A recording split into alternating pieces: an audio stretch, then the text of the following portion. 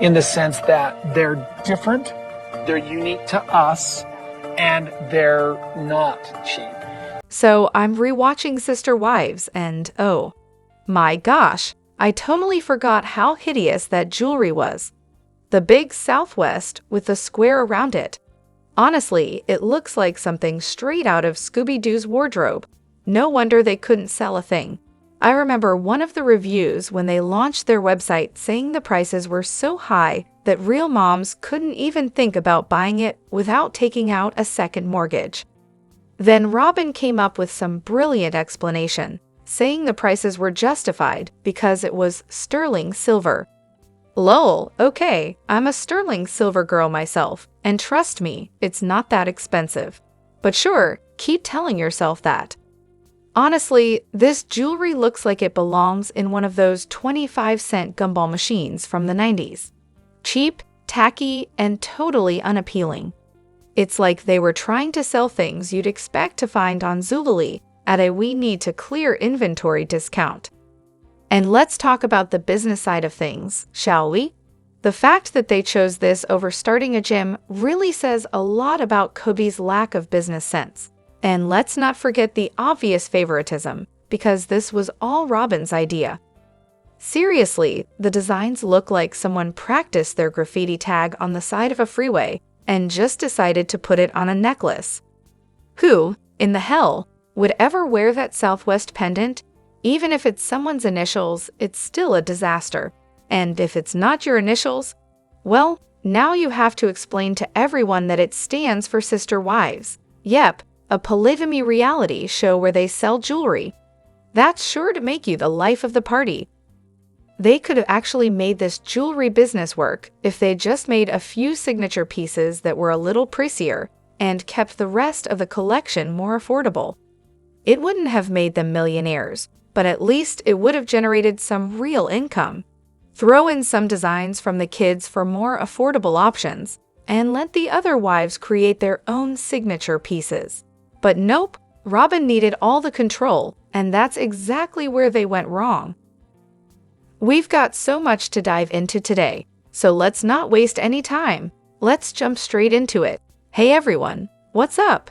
It's Elena here, and welcome back to my channel Reality Nexus X. Oh, I'm about to lose it. If I hear KODY say one more time, I'm sad I didn't make it, or I wasn't able to go, in reference to Isabel's surgery, I might lose my mind. No, KODY. You couldn't make it. You chose not to. There was no couldn't involved. He wasn't going to see Meri. He wasn't going to see Janelle. You just didn't want to leave Robyn. You made a conscious choice, and it's absolutely enraging. And let's talk about that whole couldn't even hug her goodbye thing. If I were Isabel's mom, there's no way in hell I'd stand for that. If my husband wouldn't even give our daughter a hug before a major surgery, I'd be sending divorce papers from across the country faster than he could blink. Unbelievable. Anyway, moving on, because my blood is already boiling. Let's be real here. KODY is trying to rewrite history. There was absolutely nothing stopping him from making a plan, quarantining for coronavirus, and still showing up for Isabel. But no, he's too busy making excuses. He didn't even go when Janelle needed him for Evie's amputation surgery. But hey, no big deal, right? It's just another Tuesday in KODY land. But had it been his child, it would have been the end of the freaking world. The hypocrisy makes my skin crawl. And let's talk about how KODY withheld his presence as a punishment for Christine. It's clear as day. KODY uses his time and attention as rewards for his wives based on how well they behave in his eyes. He completely forgets that his kids have needs separate from their mothers. Isabel needed him, but no, KODY just couldn't be bothered. Did you catch that gem of a line from him? That's too long for a man to be away from his family, as if his only family is Robyn and her kids. Yeah, he doesn't consider Isabel family. KODY is just trash, pure and simple. And don't even get me started on how he was so willing to let Janelle go help Maddie. But when it came to Christine, it was just a vacation for him. Arga, The man is a walking, talking piece of garbage. Oh, the Robyn and KODY disagreement. Clearly a well-timed stunt to win back any remaining viewers who hadn't yet given up on them. After watching Robyn and KODY's heated argument in the latest episode, I'm absolutely convinced this was all scripted. It's so transparent. They must be panicking about the inevitable end of their sweet reality TV money train and decided they'd better fake some drama to secure another season of Sister Wives and avoid getting real jobs. The thought of them having to actually work is probably their worst nightmare. The entire scene was a masterclass in damage control. Robyn and KODY finally admitted, for the first time, that KODY might have screwed up a few things, like missing Isabel's surgery, the nonsensical coronavirus rules, and his complete lack of effort with his own kids. These are all the things that fans have been rightfully calling them out for. But up until now, they've stuck to the "we did nothing wrong" narrative. Guess what, though? They've realized the public's patience is running out. With no sympathy left, their precious sister wife status, and the cash that comes with it, was looking shaky. Cue the argument designed to make us all forget how badly they've been behaving. Then there was Robyn's classic move, fake crying. KODY says he loves her more than anyone, and suddenly, she's pretend crying to mask her real feelings. Newsflash, Robyn, we all saw your little smile when he said that. If you weren't so transparent, you could have just enjoyed the moment without putting on the waterworks. But of course, we all know the drill. If she wasn't crying, it would confirm what we already know. She's been working overtime to get KODY all to herself and build her little family empire, all at the expense of his other kids. Honestly, Robyn's attempts to redeem herself through this argument just solidified what I've suspected all along. She's playing us, and it's not working. The OG3, his kids, and viewers like me are done. This whole thing is so obviously manipulative that it's actually laughable. And for anyone thinking Robyn is going to leave KODY, take a seat. She's not going anywhere. She's just trying to make herself look less like the villain by pretending to be unhappy. Let's be real, she's seen the sympathy the OG3 are getting, and she's desperately trying to jump on that bandwagon. I get it though, the internet hate must be hard to handle. But seriously, a little honesty would go a long way. That scene didn't win me back. In fact, it did the exact opposite. I'm more disgusted by them than ever.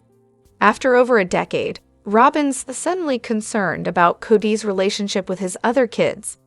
Please. That was as performative as it gets. She's only bringing it up now because the OG3 have long since checked out, and her power in the family has cemented. She's never cared about KODY's relationship with his kids before. It was all about getting more time and resources for herself. If they were still around, she wouldn't be saying any of this. And don't get me started on her "the kids need their father" line. It's laughable. Really. So why didn't you think your kids needed their father? You were so intent on cutting ties with your ex that you manipulated Meri into divorcing KODY so he could adopt your kids. Now you're playing the concerned stepmom. Give me a break. The only person you're fooling is KODY. I totally agree with everything said here. This performance was embarrassingly bad. Robyn's sudden concern for KODY's other children is a joke. When she was living with him full-time, she didn't care. She came into the family demanding more time, attention, and resources than anyone else. Now that the OG3 are no longer a threat to her, she's putting on this whole "I care about KODY's relationship with his kids" act. If they were still in the picture, you wouldn't hear a peep out of her. This is all about optics. I'm rewatching some of the old seasons, and honestly, even the filler episodes from back then are pure gold when compared to the nonsense they're spewing now. Take Season 9, Episode 7, for example. KODY takes some of the girls to California for Isabel's birthday, you know, the midpoint of the episode. Isabel specifically wants Gwen, Aurora, Brianna, and Savannah there too. So they all head to California, then decide to hit up a grocery store. During the couch interviews, Gwen casually points out that their dad is awful at shopping without any mom around to supervise. She goes on to say, and I'm quoting here, "Moms are genius at shopping. They are used to shopping. They know how to shop." Yeah, because moms just have this magical, instinctual grocery shopping ability, apparently. Then Isabel chimes in, saying that each of them had just one bag of food at checkout, which, surprise, surprise, is too much. It's like a little window into the fact that these kids have actually seen their moms, probably their biological moms, buying groceries with intention.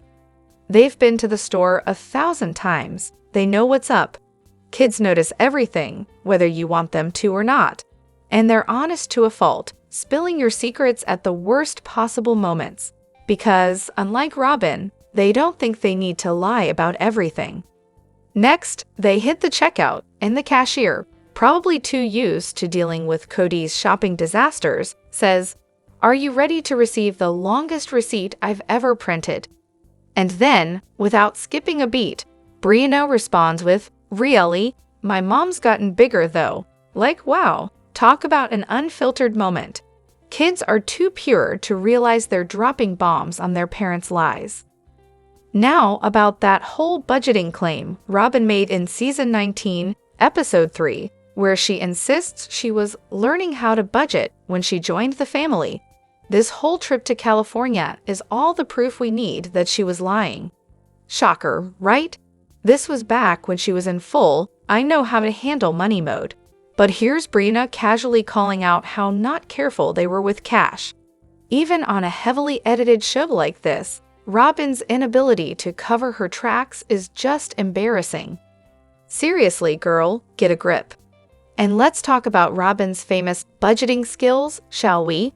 She has the audacity to talk about budgeting, but meanwhile, she's living it up with Violet Mingman tastes on someone else's dime, specifically the OG3's dime. Those original wives? They had to budget carefully, sacrifice plenty, and deal with real financial strain.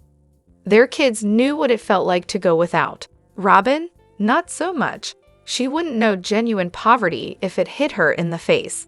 The OG3? They budgeted better, not because they had more, but because they had less.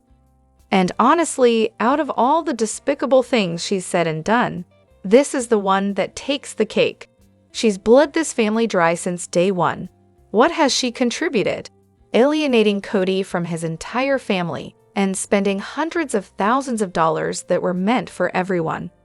I'm sure that comment about budgeting infuriated everyone. Meri, the OG kids who went without for years, watching Robyn hoard crap in her mansion that their mothers helped pay for. It's just delightful. Oh, and let's not forget, Robyn came into this family with a cool $30,000 in credit card debt. Yeah, clearly a master of budgeting. How could we all miss that? The sad truth? All Robyn does is lie on camera, and the only thing she doesn't lie about is her undying love for her bayo kids. You know, the one she keeps a literal sign up for that says, "Don't open the fridge without my permission." Classic Cinderella's evil stepmother vibes, right? And KODY's little silence about the Coyote Pass land? Oh, don't worry. We all know why he hasn't talked to Janelle about it. The other wives are no longer funneling their money into his finances, so now he can't afford it. But sure, let's pretend KODY's at the helm here.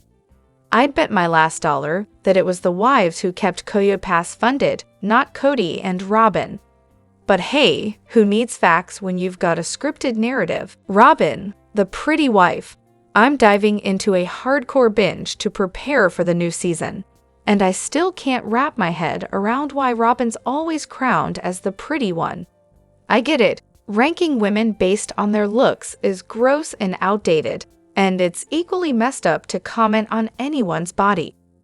But seriously, is Robyn actually the prettiest, or is it just because she's younger, skinnier, and new? All the wives have their own unique appeal, and none of them are less attractive than Robyn. Not by a long shot. But the more I watch, the more I realize Janelle is ridiculously gorgeous. The show kicked off when society was still stuck in the whole fat equals ugly mindset. and I think Janelle got overlooked because of that. It's insane that on top of everything, they're all competing for KODY's attention, and yet somehow the spotlight keeps shining on Robyn as the pretty one. Someone needs to tell Janelle she's beautiful. I bet Christine and Meri have at least felt what it's like to be with someone who actually finds them attractive. But Janelle's been putting in the most effort, and I really hope she finally realizes it. Let's be real, beauty is subjective. KODY thinks Robyn's pretty because he's in love with her. He might also find Janelle attractive. He's definitely the one still trying to woo her back. But with Christine and Meri, man, no effort there. When Robyn first showed up, everyone threw around the term trophy wife, but let's face it, she was just the shiny new thing. Average face, skinnier than Janelle and Christine, and at 30 or 31, she wasn't exactly the spring chicken they made her out to be. I never bought into the whole pretty narrative with her, outside of a few mentions. If there's anyone who's actually the pretty one, it's Janelle. Her smile is real, her eyes are captivating, and she's just a natural beauty. Honestly, she looks even more stunning now that she's freed herself from the weight of KODY and his sidekick. I used to think Robyn was pretty when she first joined, but let's be honest, she hasn't aged well. Meanwhile, the other three, they've all had a glow-up. Robyn looks like she's been caught in a permanent state of misery, like a crab in a bad mood. Janelle, still a stunner. Meri, I liked her more when she had some bite, cracked jokes, and seemed to enjoy herself. But the stress from KODY and his cold treatment clearly took a toll on her, just like it did with Christine. Honestly, I've come to appreciate Christine a lot more over the years. She's confident now, and it shows. Robyn, though, she's still stuck in her mopper phase, constantly wearing that permanent resting bitch face. I just saw this older episode where KODY needed a tool from Christine's house, and Robyn was all, I never let him out of my sight. Yeah, we know, Robyn. Now you've got him all to yourself, along with the debt, and all the misery that comes with it. Oh, Ariel's age? Yeah, that's a real head-scratcher. In the last episode, when Robyn's family is all sitting on the floor, eating caramel apples and playing Jenga, Ariel looks like she's at least 9 or 10. Definitely not 6. What's going on here? Did they pull out some old footage and pretend it's from 2 or 3 years ago? Classic move. And then there's Robyn's bling. The new diamond ring is hard to miss. So yeah, I'm leaning toward the idea that this was filmed super recently. Honestly, I wouldn't be shocked if they scrapped some footage with Garrison and swapped it for this game night scene. I mean, that one had to be recent. Saul looks way older too. Here's my theory. After all the Garrison drama, they probably decided to dial back his storyline. Less KODY conflict, more happy family moments. And hey, that means they need more KODY content. Or maybe they just threw in some new footage to make KODY seem a little less monstrous. Who knows? But here's the thing. Right before they listed the mansion for sale, it was finally looking clean enough to film inside. So my guess is that they did this little family game night just to get some footage of them doing something wholesome in the house, now that it didn't look like a hoarder's dream anymore. Oh, episode cringe, where the timeline's clearly out of whack because, well, it was filmed in 2022, and we all know what happens next thanks to the magic of social media. But honestly, nothing beats the sheer secondhand embarrassment I felt watching KODY go off on this long-winded rant about how terrible his kids are, specifically Janelle's kids, while knowing that Garrison's tragic death is just a year and a half away from this scene. KODY, in all this glory, is sitting there, spewing venom about how much he dislikes his own children, and how he expects them to come crawling back to him for some kind of relationship. It's mind-boggling. Seriously, how does he look at this and think, yep, this is the life I'm proud of? And let's talk about his whole I need time spiel with Robyn. KODY claims he's not in a place to make things right and needs time because, sure, ignoring your kids for years is just what they need, right? Time runs out, KODY. And the thing is, he's got no one to blame but that colossal ego of his. The whole conversation is genuinely chilling, and the fact that the producers are clearly editing out any mention of Garrison is so painfully obvious it hurts. Meanwhile, Madison's taking the brunt of the blame in the scene. It's just gross. It's all on tape, aired for national TV, and frankly, it's a sad display of narcissism in its purest form. What a textbook case. Let me know what you think in the comments. Don't forget to hit that like button and subscribe to my channel. I'll see you in the next video. Take care and much love to you all.